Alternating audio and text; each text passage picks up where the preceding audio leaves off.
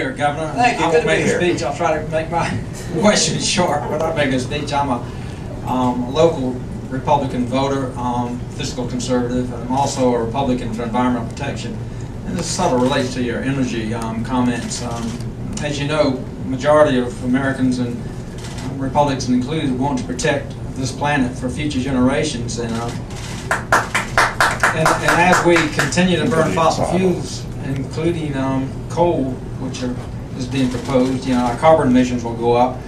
Do you have any proposals for how we can reduce the emissions of carbon into our atmosphere and slow down global warming? Well, the point I made a moment ago, I think does that. So let me tell you, nuclear power does not emit CO2, and our renewable resources, ethanol, biodiesel, biofuel, solar, wind power, tidal power, current power, those also are sources of energy that we haven't tapped to their full potential. And liquefied coal, China's building 5 plants right now apparently for liquefied coal, where we would attempt, if we're building one, to sequester the CO2. Now, people I know in the technology world believe that by sequestering the CO2 and pumping it back into the earth will create a kind of liquid that can take oil back out of the earth. It enhances oil recovery.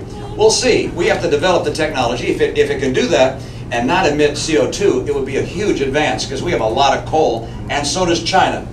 So that the posture that would allow us to become energy independent, which is all those sources, and reducing our usage, we got so many ways to become more efficient. But those two things combined will substantially reduce our CO2 emissions, which has the benefit of, one, improving our environment potentially in a significant way, but also getting us off of foreign oil and the economic and political or strategic drag that has. And so, we've been talking about it for a long time, but then we only deal with a 5 or 10% solution.